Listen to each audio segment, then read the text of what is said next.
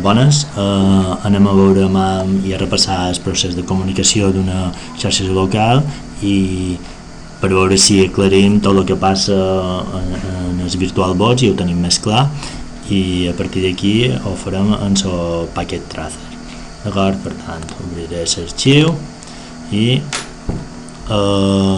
veureu que aplicarem aquesta topologia.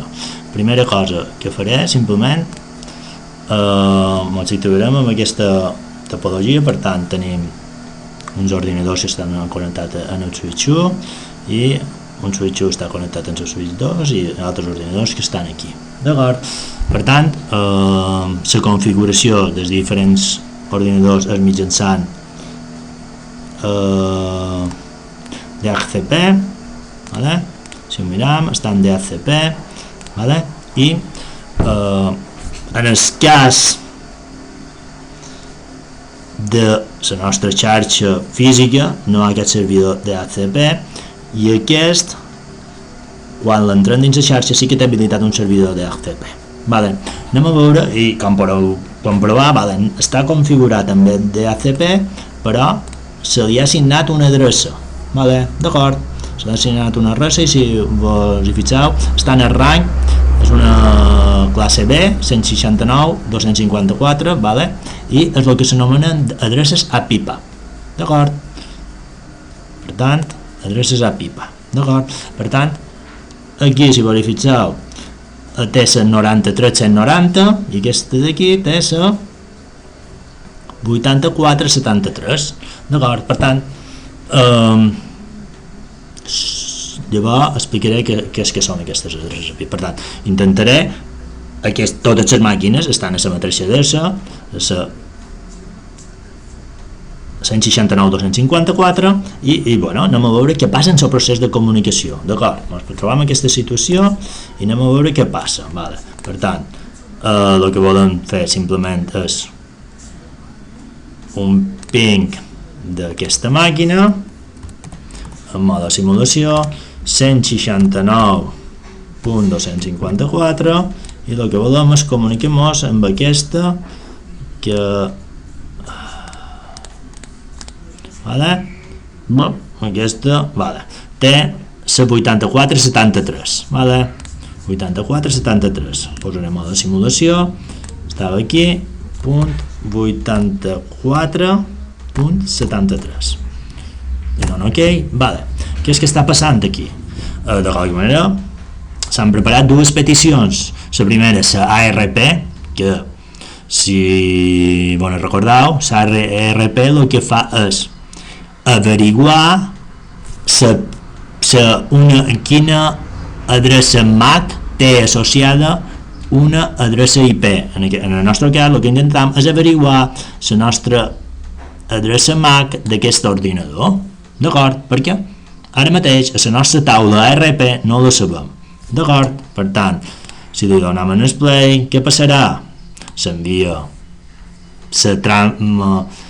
l'ARP, la petició ARP, broadcast, vale? Perquè intenta averiguar, d'acord, totes aquestes màquines d'aquí no són les que volem, totes aquestes d'aquí no, però aquesta sí, vale? I aquesta serà la que ens contesta, i ens diu, escolta, són jo, vale?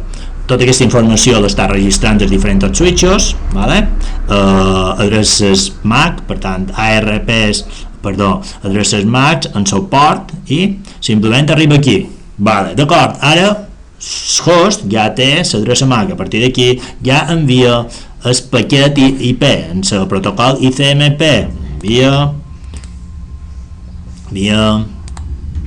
envia, torna, d'acord, i ok, d'acord, ping respost, aquí si m'ho anem al terminal, d'acord, reply, vale, ja m'ho ha contestat, d'acord, vale, aturaré la simulació, d'acord, per tant, el procés de comunicació aquest ha estat. Està clar que si féssim una altra petició ja no ha de fer el procés ARP, perquè l'ordinador té dins la seva taula d'ARP la relació IP destí, MAC destí, d'acord? Per tant la té resoldre. D'acord? Per què ha funcionat tot això i per què se les ha assignat aquestes adreces IP? Vale, això un segon, que ho tenia preparat per aquí i ara ja l'he mogut. Vale. Això si m'on anem en aquesta línia de temps RFC que he posat, vale? I aneu en el recurs, podreu comprovar diferents RFCs. Què són RFCs? La IETF, Internet Engineering Task Force, de qualque manera seria el grup d'enginyeria de feina d'internet. Per tant, què vol dir? Que elabora, dissenya, pensa tot el que és internet, va elaborant diferents propostes, que és el que ell anomena RFC. Per tant, diferents opcions en funció de com ha d'anar evolucionant o com ha d'anar funcionant internet, i aquestes estan subjectes a processos de validació, peticions per comentaris. De qualque manera, les entitats interessades i potents que poden intervenir suggereixen aquest disseny cap allà on ha d'anar encaminat o no. D'acord? Per tant, en el nostre cas, jo aquí vos he posat una línia de temps, allà on tenim diferents RFCs que van sorgint. Per tant, aquí, per exemple, les de les xarxes privades, aquí de NAT, aquí d'enllaç local, que és la que m'ho vull centrar. Per tant, un moment donat, l'any 2005, concretament en el maig, se planteja, diu, si uns ordinadors estan dins una xarxa i no tenen cap servidor d'ACP que pugui funcionar, que és el que ens ha passat ara. Per tant, tot això funciona perquè se va publicar aquesta RFC concreta, que és el que s'anomenen adreces d'enllaç local, i el que ha passat en el nostre ordinador està configurat amb DHCP. D'acord? Per tant, el nostre ordinador ha intentat comunicació amb un servidor DHCP. No l'ha trobat. En el moment que no l'ha trobat, què ha passat? Que de qualque manera aquesta RFC li ha assignat una adreça d'enllaç local que concretament està en aquest rang 169.254.0.0/16, classe B. D'acord? Per tant, què fa un ordinador quan no troba un servidor? Se li assigna una adreça IP d'aquest bloc, i el que fa també és comprovar que no hi hagi col·lisions d'IPs en les diferents màquines que troba a la xarxa local. D'acord? Per tant, què vol dir això? Que ens podem comunicar encara que no hi hagi servidor d'ACP, perquè hi ha hagut un procés d'assignació d'aquesta adreça i de comprovació que aquesta adreça és única i només la tenc jo. Per això, tota aquesta comunicació local ha funcionat perfectament. D'acord? Vale. Per tant, espero que estigui clar això i seguim. Per tant, si jo activo el servidor DHCP, què passarà aquí? De qualque manera, jo entro el servidor DHCP a la meva xarxa, jo ja ho tenc configurat perquè què pugui fer DHCP, com us he dit abans? Simplement l'enllaç, l'enllaç, port giga, port aquest, d'acord, que està activat. Refrescaré els temps perquè fa i havia.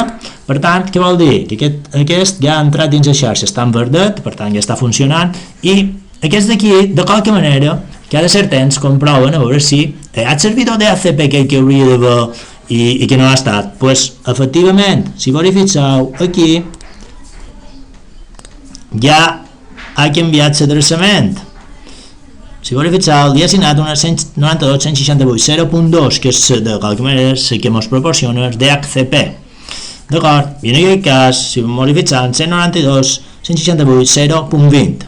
Per tant, què vull dir? Que jo ara, per comunicar-me d'aquest ordinador en aquest ordinador, no puc utilitzar les adreces d'enllaç anterior, sinó perquè s'ha modificat per l'adreça IP que m'haurà servit el DHCP. Pregunta, necessitarà procés de ARP per comunicar aquest ordinador amb aquest? Què creus? Jo no me veuré, no? Per tant, aquesta és 192.168.023. Per tant, faig un ping aquí. No sé on. Ping 192.168.0.23. D'acord, li don. Vale. Si voleu fixar, ja ha preparat la petició RP perquè diu jo puc comunicar-me amb l'ordinador 192.168.023? No la tenc a la meva taula RP, no m'he comunicat cap vegada encara. Per tant, el que faig és el mateix procés que hem vist abans. D'acord, vale. Broadcast, és un paquet de broadcast, inclús ara arriba al nostre router, vale, ok. D'acord, vale, ara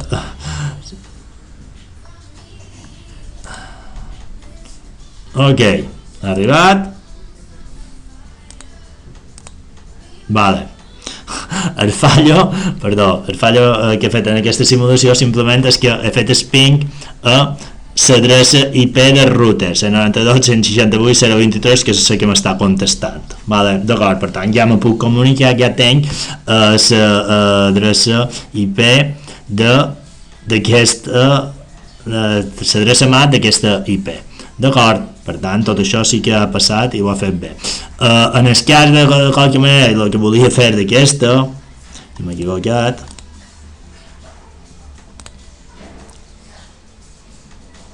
aquesta és la 020, per tant, si jo faig ping tota la simulació, real time, faig saturat a la 20, aquí m'he equivocat, he fet el ping en l'encaminador, ping 192.168.0.20. Si m'ho posa en mode simulació, què passarà? Que en aquesta tampoc no la sap, per tant passarà exactament el mateix. Vale, d'acord, aquest no, on són? Vale, això és un protocol STP que en aquest cas